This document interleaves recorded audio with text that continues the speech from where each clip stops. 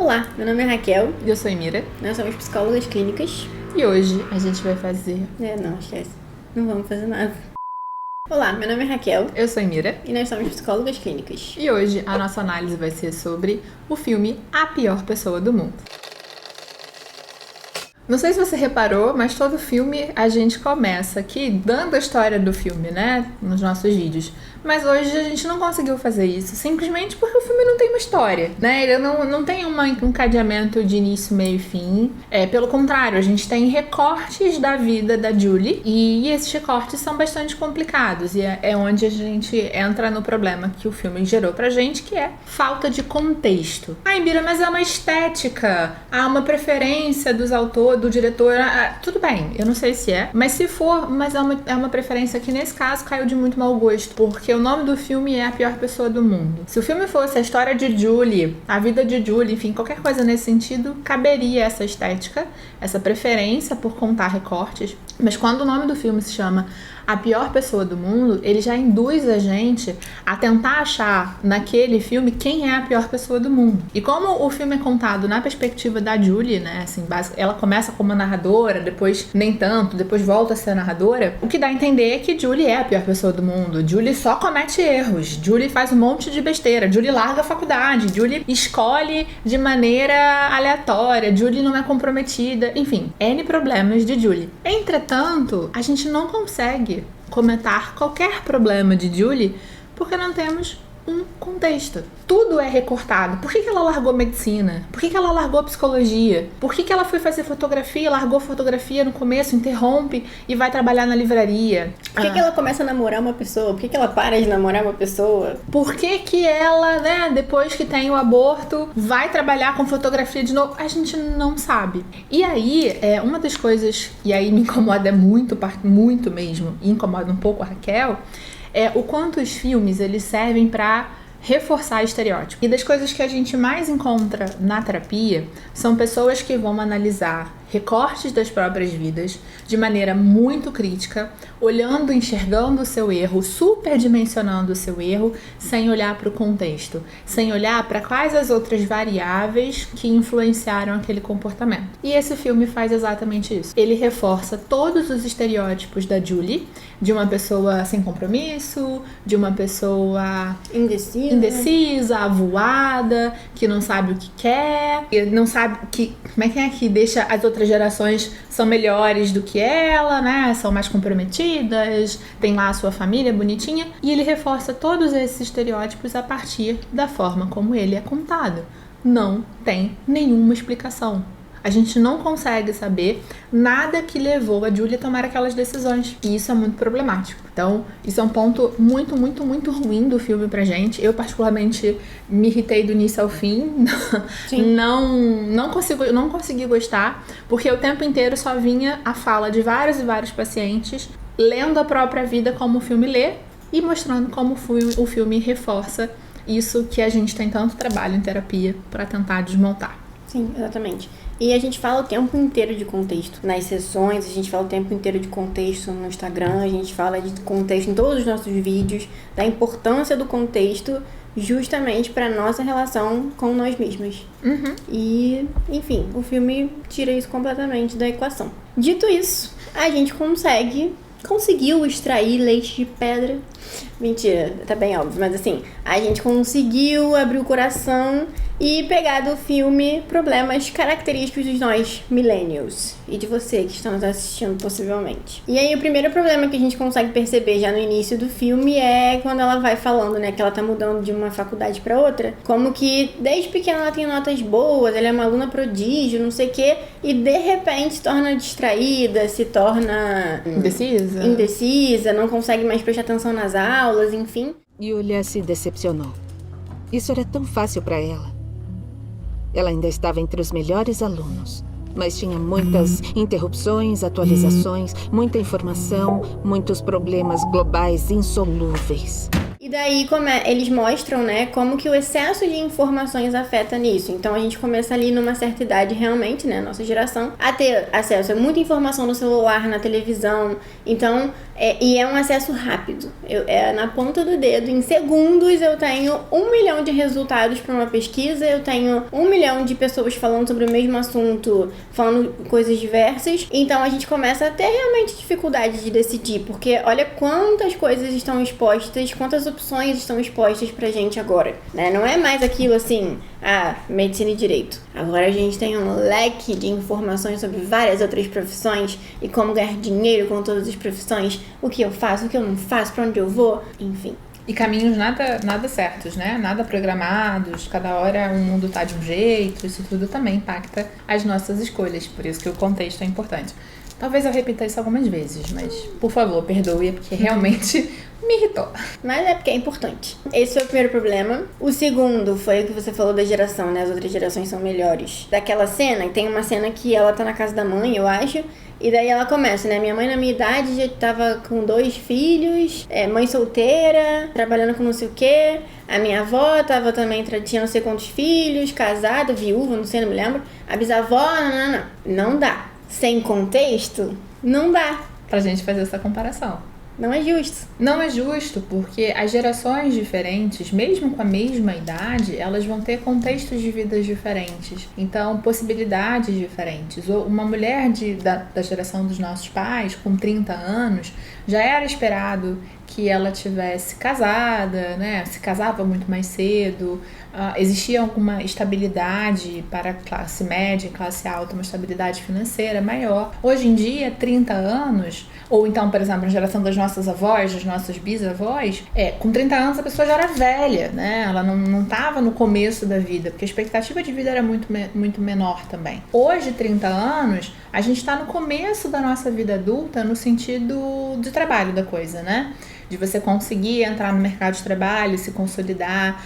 Pessoas hoje com 30 anos muitas vezes precisam morar na casa dos pais porque não tem recursos financeiros, mesmo quem trabalha, para se sustentar, porque o contexto econômico é completamente diferente. Então essa comparação entre gerações, que é tão comum no nosso dia a dia e que o filme traz mais uma vez para reforçar um estereótipo, porque não trabalha isso, né? Na verdade, ela faz essa comparação e pronto, ali corta, vai para outra cena. Então fica parecendo que de fato ela é uma desleixada, uma preguiçosa, e não, na verdade a gente está falando de gerações que tiveram contextos socioeconômicos muitíssimos diferentes e principalmente de mercado de trabalho, com condições muito diferentes de segurança financeira. Isso vale muito a pena de você pensar sempre que você fosse comparar com gerações anteriores. E isso vale também pro questionamento que ela traz, né, no filme, se ela realmente quer ser mãe ou não. Então, isso também é algo que vem das gerações anteriores, né? Nossas mães, nossas avós não tinham outra opção. Elas tinham que ser mães. Isso já estava no destino de todas as mulheres. E na nossa geração isso não acontece mais. A gente ainda pode escolher, né? E só que ainda... Embora ainda haja muita pressão social. Só que ainda tem muita pressão. Então tem pressão da família, tem pressão na televisão, tem pressão de todo mundo. Às vezes dos próprios parceiros, enfim. Fica só um parêntese a dica. Se você não quer e o seu parceiro quer, cuidado. Porque vocês precisam conversar com você. Exatamente. Tá. Né? Ainda hoje, uma coisa que se repete aí nas últimas gerações é que o filho é sempre da mãe, né? É sempre a mulher, majoritariamente, quem tem o cuidado da criança, tanto com casais que moram juntos, quanto com casais separados. Essa é algo que se perpetua e é mais uma discussão que o filme traz, sem aprofundar. O cara lá mais velho joga na conta dela, como se ele, né, super fosse... bancar o filho e fazer tudo, e ela parece a imatura que com quase 30 anos não decidiu se quer ser mãe ou não. Sim. Né? E aí, rapidamente, pegando esse gancho lá do namorado mais velho, também passando aqui por uma coisa de relações, né? Então, relações entre gerações diferentes. Ele é mais velho, então ele tá numa já é de uma geração diferente. E a forma como ele fala com ela, a forma como ele se comporta com ela, é muito num estilo: eu sei o que é melhor pra você porque eu já passei por tudo isso. Você é só uma menininha que precisa ser guiada por mim. Claro, e num único momento, talvez, nos 2 únicos momentos que eles contextualizam qualquer coisa no filme, a gente consegue entender que ele é um homem machista, que ele é um homem com falas problemáticas, questões problemáticas. Então, já espera-se que ele tenha esse comportamento. Mas o filme não problematiza isso. Não problematiza, né? Só expõe. Ele coloca lá só na entrevista que ele dá na televisão, né? Isso. Que a entrevistadora acusa de machismo e ele nega veementemente. E o filme não coloca uma posição de que ela tá certa. Fica uma coisa ali, entenda você da maneira que você quiser, interprete como você quiser. O filme corta, não só corta a cena, como na própria entrevista tem uma terceira pessoa que corta e fala obrigada por vocês pela participação, e é como se o programa fosse interrompido naquele momento e a conversa não continua. E aí também tem uma questão importante, né, que eu acho que é só pra chamar a atenção mesmo, como que dentro de relações assim, em que a idade ela é muito diferente, a gente precisa realmente ficar atento a isso, porque em todo momento ela meio que defende esse namorado, né, nossa, ele nunca me critica, nossas conversas são incríveis, só ele me escuta, só ele me entende. E assim, tem várias cenas que ele claramente crítico, que ele é claramente agressivo, assim, na forma de falar, não chega a ofender, nada de respeitar nesse sentido. Ríspido.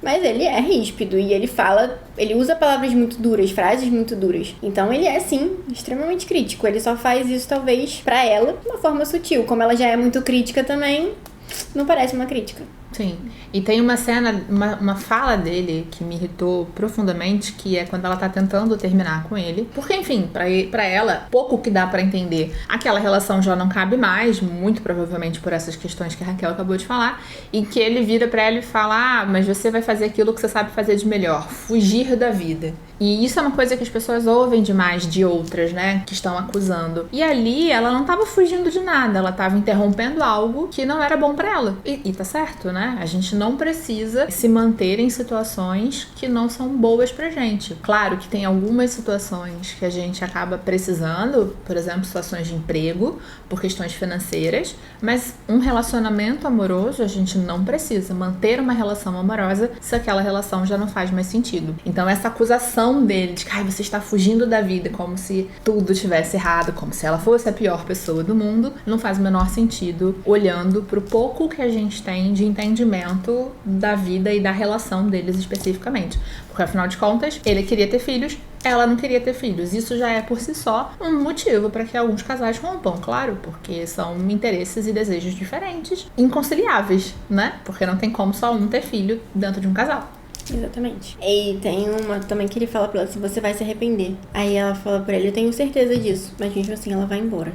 O que é ótimo. Fica a dica. Fica.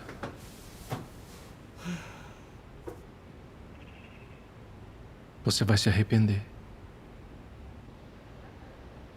Eu tenho certeza disso. Então, tudo isso, né, inclusive até a dinâmica do relacionamento deles, só confirma pra gente como ela é muito autocrítica, a Julie, né? E como que a construção do filme, como a gente falou lá no início, reforça isso o tempo todo. Inclusive o nome do filme, né? A pior pessoa do mundo. Todos os recortes que vão sendo feitos, a falta de contextualização, todas as decisões que ela vai tomando ou as que ela não vai tomando ao longo do caminho, vão só reforçando pra ela mesma como ela realmente é a pior pessoa do mundo. Mesmo que eles tentem mostrar no filme que todo mundo ao redor dela acha ela incrível. Não adianta. Porque são palavras que parecem muito vazias diante de todos os recortes e de tudo que eles vão expondo pra gente. E que ela vai se dando conta mesmo da própria vida.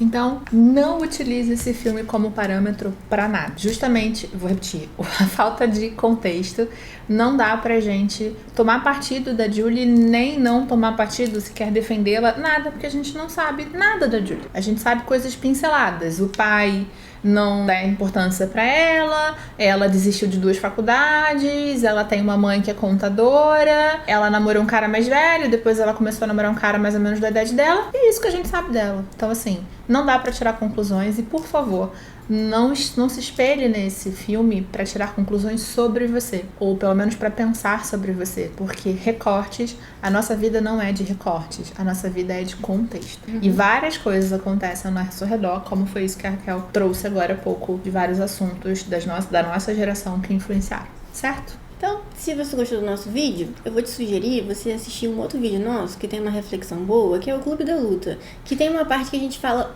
pra vocês não assistirem filmes sem senso crítico, sem olhar e analisar o que vocês estão assistindo. Não adianta. Ai, me identifiquei muito com o personagem, me identifiquei muito com aquela história me tocou muito. Mas, por favor, tente entender o motivo, tente conversar com alguém sobre, ver se a pessoa pensa a mesma coisa, se teve outra ideia. Não sai só se identificando e achando, então, ai, nossa, eu sou a pior pessoa do mundo. Exatamente. Se você gostou do vídeo, então agora sim, curte, compartilha, comenta aqui. Se você quiser que a gente fale mais alguma coisa, explore mais algum ponto, estamos à disposição.